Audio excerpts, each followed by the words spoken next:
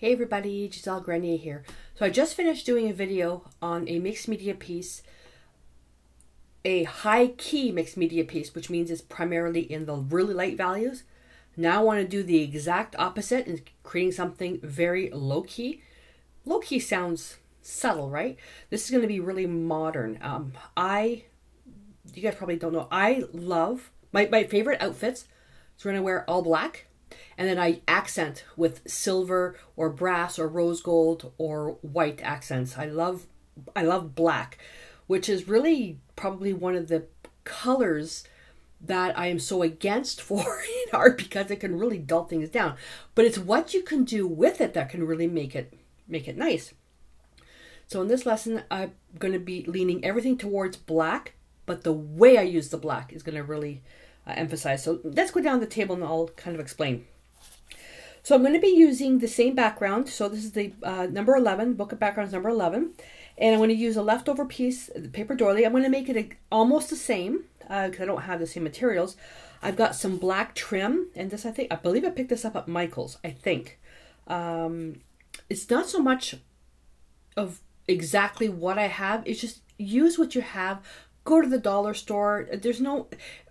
Copying exactly what I did doesn't really make it your own. It's using your materials and your experimentation that makes it your own. So use a paper strip if you want. So use whatever you have.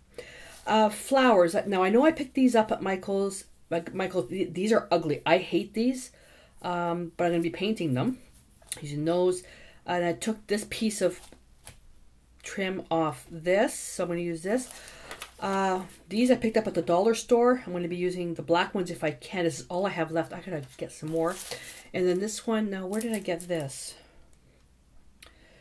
Paid $1.49 for this. I have no idea where I got this. This doesn't look like a dollar store piece. This looks like it was a clearance piece at Memory Keepers when they were closing down, I think. I'm not sure. Self-adhesive rhinestones. And then I'm going to be using this. This I did pick up at Michael's, and these are metal beads. Metallic micro beads. I'm going to be using the black. Let's see. The mediums, the Decor Art mediums, matte medium, heavy gel medium, and black modeling paste. And then I'm going to be using, I may not need the titanium white. I'm going to hang on to it though. The Decor Art Media Fluid Acrylics, the titanium white, burnt sienna, and ultramarine blue. Those of you that follow me know what I'm going to do with these two, right? And, the Shimmer Mister and the regular Mister, turquoise and carbon black. I don't use these very often because they are very, very messy when spraying, but I'm not going to be using the spray. I'm going to be using them to paint the flowers. I also have some liquid glass almost out, so may not need that. First thing I want to do is I want to paint everything that needs to dry, air dry, basically. So let's first work with this here. And I was going to use the gesso, but I thought, no, I don't want to use the gesso. Let's work with the... Oh, somebody asked me, sent me a message through my website. The paper towels that I use, because you guys don't see that I use a lot of paper towels when I'm making my art. I use Viva. Let me just get a sheet here. Half sheets. Viva paper towels. I should have bought stock. They are by far, to me, they're the best paper towels ever. I absolutely love them. They are so absorbent. I used to use like just cheap stuff, but you end up using so much of it. So, and I was also using Clorox wipes a lot, especially with the oil painting, using Clorox wipes to clean my hands and to, pull off pieces of oils on the board. And even then going into acrylics, I don't use the Clorox or even the Lysol wipes as much now because they were super drying on my hands. I use baby wipes, and Joe buys me cases of the baby wipes. So hopefully that answers your question. Oh, there's still paint in that. Put that aside. Get a clean brush, no white whatsoever. So I'm going to take some ultramarine blue with a speck of burnt sienna. Do you guys know what color we're making? Payne's Gray, like a Payne's Gray. So although black itself, the color black, I'm going to talk a bit of color theory here. The color itself, black, which is not really a color, can be very dull. It's opaque and can be very dull, which is why I prefer to make my own black. This is a chromatic black, which is black made with color, by using a blue and a brown. So you can use burnt sienna and ultramarine blue, burnt sienna, phthalo blue, and then you can also use phthalo blue or ultramarine blue with burnt umber and raw umber as well. Just depends on the tone that you want the black. You could also make a chromatic black with phthalo green blue and alizarin crimson. Now, Decor Art Media Fluid Acrylics, they don't have alizarin crimson, so I make up my own alizarin crimson with quinacridone burnt orange, quinacridone magenta, and then a touch of phthalo green blue in there as well. So, and because green and reds are opposite the color wheel, and the nicest chromatic black that's on the green side is with the Decor Art Traditions. I love that one, the alizarin crimson and the phthalo green that's on the blue side. So I've got that in there. I'm going to dry this for a second. Now look how beautiful that is, how the edges are dark and that. I want to get that a little bit darker. So I'm getting a little more ultramarine blue. I might as well use everything. And I'm going to work the outside now. Look how dark that is now. It looks black, doesn't it? It's not black. It's blue. It's blue. But it's vibrant. It's not so dull. And if you run out of paint, just squeeze a bit more. They don't have to be exactly the same. You don't have to use measuring spoons to do that. I'm just rubbing and rubbing and rubbing. And I'm thinking this video, we're already 7 minutes. The video is going to be a little bit longer than 15. I'm trying to keep my videos under 15 minutes. I don't want to fast forward or skip anything, so I don't want you guys missing out on anything. But look at that. Look how vibrant that is. That's luminescent. And if you want to further build onto that, just simply either like take some matte medium and some gloss medium to get a satin medium, which I think is something that should be developed, and just put a layer. Then you can put more paint, layer, and then you can build layers, transparent layers, and the color just when the light comes in, oh, it's just absolutely beautiful. So that's that. What's next? What's next to paint? Oh, let's paint that. So we have to make more paint. So I always start off with equal parts of burnt sienna and ultramarine blue. Always, always, always. The problem with this though, the paint is really, really wet because it's fluid. And I don't want to lose the texture. So, and yes, you can wipe this off on a paper towel, but I'm using these papers for art as well. Now, what this won't stick to, there's gloss on here. There's a gloss finish on here, which I believe is from the, I don't know what I was doing with this. Ooh, look at that. Oh, I like that.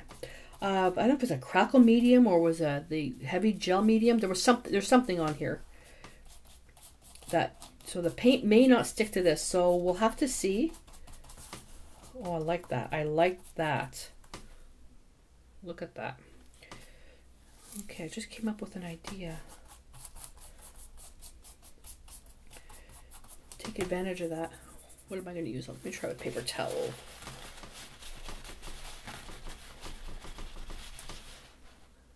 That's kind of neat. Okay, that being the only red things, I thought maybe leaving some of the background showing through. There is some red here, but that's going to be almost covered. That being the only red, the eye is going to go directly to that. So I'm going to cover that back up. I don't want the eye going to the corner. We'll see what happens with that though. Okay, do we have enough paint on here? There's a little patch there. Okay, let's paint this little puppy.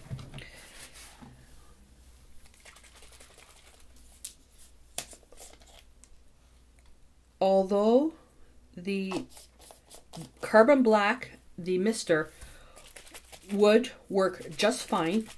All the pigments on the bottom would work just fine. It's going to be really, really opaque. I usually have ball bearings in these. In the last batch of ball bearings that I bought, being submerged, they shouldn't rust. At least when the air gets to it, they all rusted. So I don't know what was wrong with those. There we go. That's all mixed up.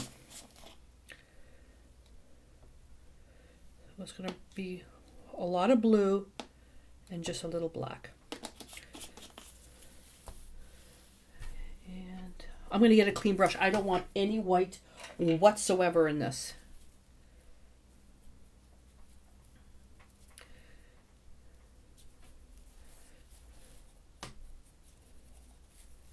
And take a little bit of water to that. No way. I'm not going to. And you can use watercolors for this if you want. I didn't want to use watercolors just from the standpoint, just testing that, just from the standpoint of it's not permanent. So I wet the flower. It's a little paper flower. And it's likely going to come apart because these things are not, the glue isn't very good on these.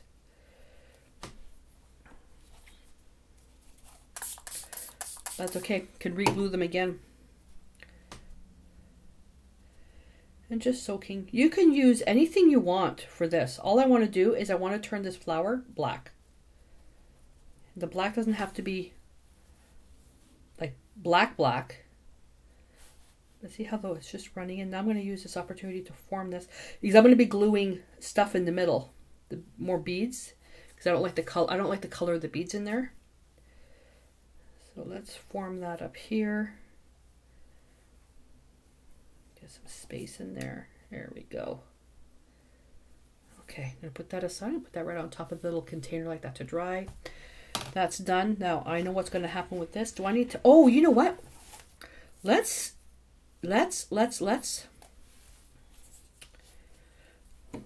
make this. Give this a bit of a shimmer, a blue shimmer.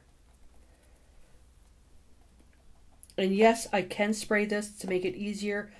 But you know what? It's going to make such a mess. It's going to make such a mess. You know what I need? I need my eyedropper. I need my eyedropper. There we go.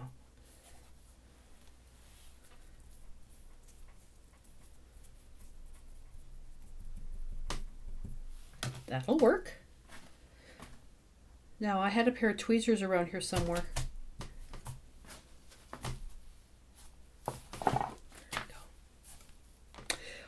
It's going to have a bit of a shimmer on it to dry like that. And clean that up. And at this point now, I can start assembling some of the card. Well, it's a good thing we stopped because I just got a delivery from Staples. Mia doesn't like this. Must be the uniform or something. But, oh boy, did she go crazy. So while I was waiting for her to settle down, Joe taking the order, I glued the flower together and I glued it on top of here. So I'm going to let that sit. Isn't that gorgeous? It's so beautiful. All right. I also kind of shoved everything down to make some room. So now it's better just deciding where I know I want it here because I want this exposed. And it's just now folding that over. It's the same as the other one. So if I figure right about here, make my line, knowing that I'm going to slide it just a bit down because I'm going to trim it at the end. And this piece here, I'm not going to throw it away because I've got this piece I could use for something. So I'm going to just overlap that a little bit. Now this is going over, this is actually getting kind of dark. This is actually right in the middle. I don't want it in the middle. I want it more over here, because what I'm going to do, just to give you an idea for a dry fit, it's going to be like that, and I'm going to recut the trim because this was on the part where it wrapped around, so it's bending. Maybe like that. Let's try this. Be like that, and then I've got this little thing here, this little brass clock, so it's a little bit of a different color, so it'll stand out. That'll go there, and then the flower will go here, and then all the other embellishments will go around. So move the flower over there. And I didn't have anything black. I may change this. I'm not liking the brass. It needs to be different than everything else. I may think about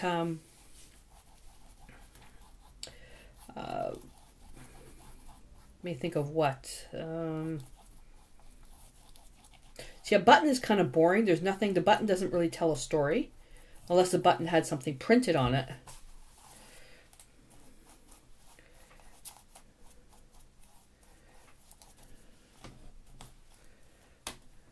Okay.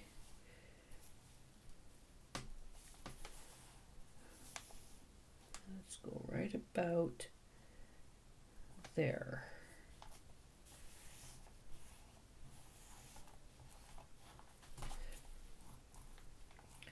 Making sure there's good pressure. And if you wanted to, you could just wrap this around. You could, just wrap that around the back. That's fine, doesn't matter. I'm going to put some glue in the seam, or some medium, I should say.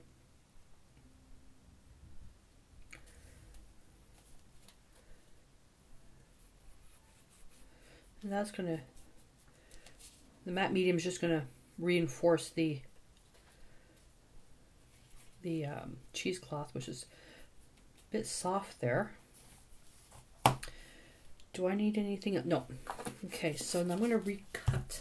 Now the other trim was this one here, which I think is kind of pretty.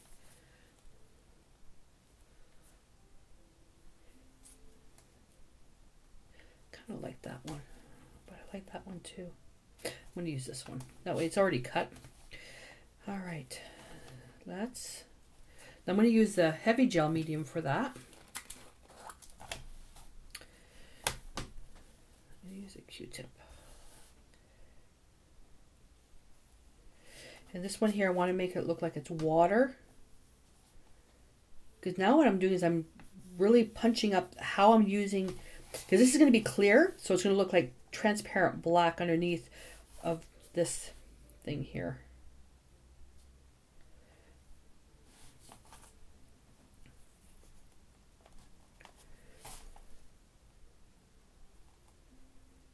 Making sure that's straight. I have to look at the monitor. Is that straight? That looks straight, right? Yeah, so that all that's going to be clear, and it's going to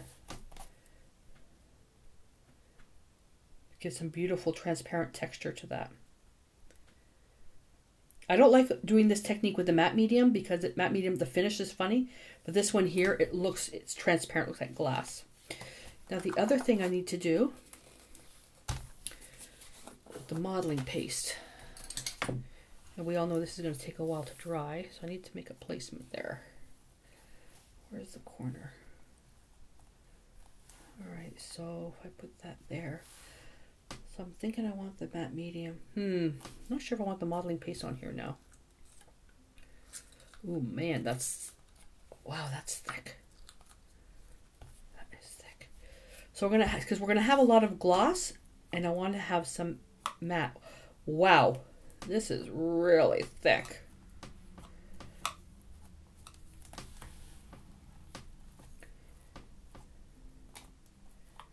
This is really thick. I don't want to lose. I don't want to lose the texture of the cheesecloth. So get around. I've got a lot of people asking me, they don't know what to do with their texture paste, and that's all it is. It's just texture. It's just to add texture. I just want to add a little bit to make it look like it's coming from underneath the flower.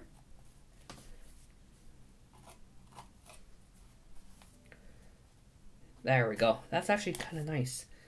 Now this is super dry because it's almost out. This is super dry, so it's going to, won't take long to dry. Actually, while we're here, distilled water. I don't use the black very often. Put that in water. Now that actually has to dry now before anything else is done, but we can save a little bit of time by, where did it go? The heavy gel medium. So now we're going to combine textures. You know what I'm going to do? I said I was going to wait, but this is a little bit challenging. I only want to cut this part here just to help me with placement.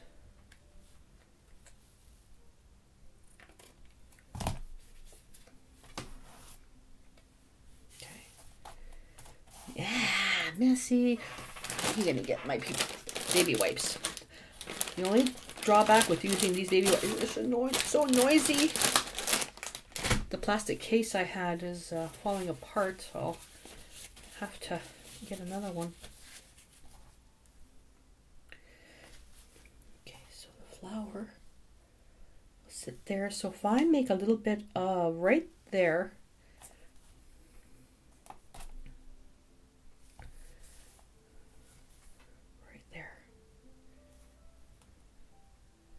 we're going to put combining the finish.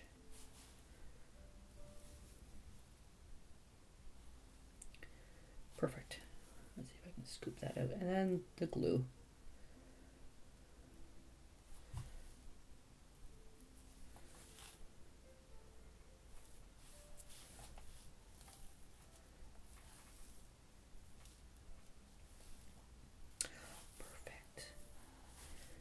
Get the corner up here a little bit. It's going to stick out just a tad.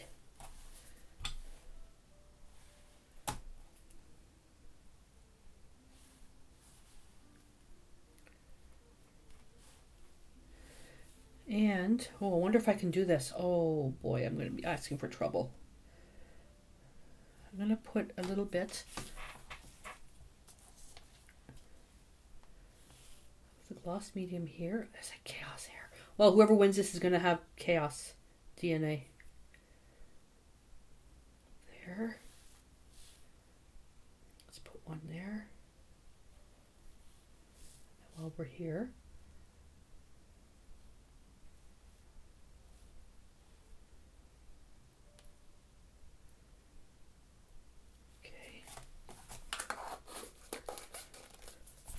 and let that sit for a second.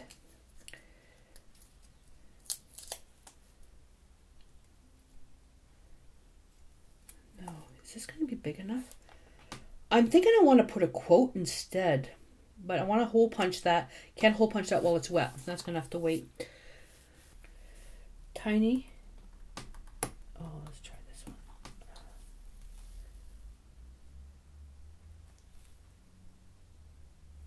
Where did it go? It fell somewhere. Okay, talk about getting your hands dirty.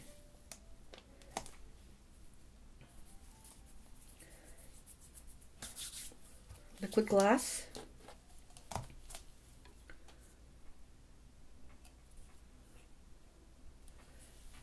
lot of liquid glass.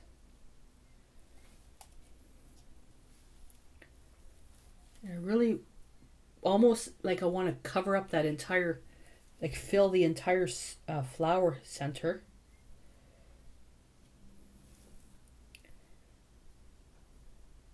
Cover up all that other stuff that's there, which I don't like. And then prepare to be able to pick this up because this is going to have to go right onto the drying rack. A little funnel.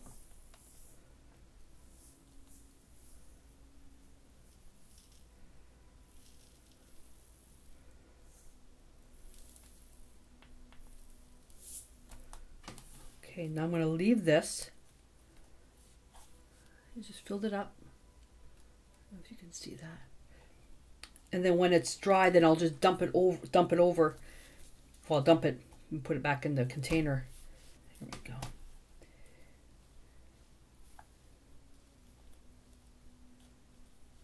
You know what? Let me take...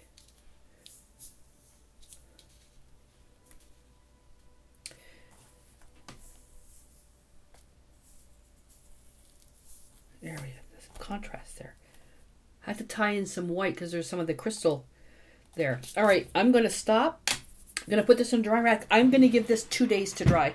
And then when we come back, I'll trim the edges. And we come back and you'll see how it's put together.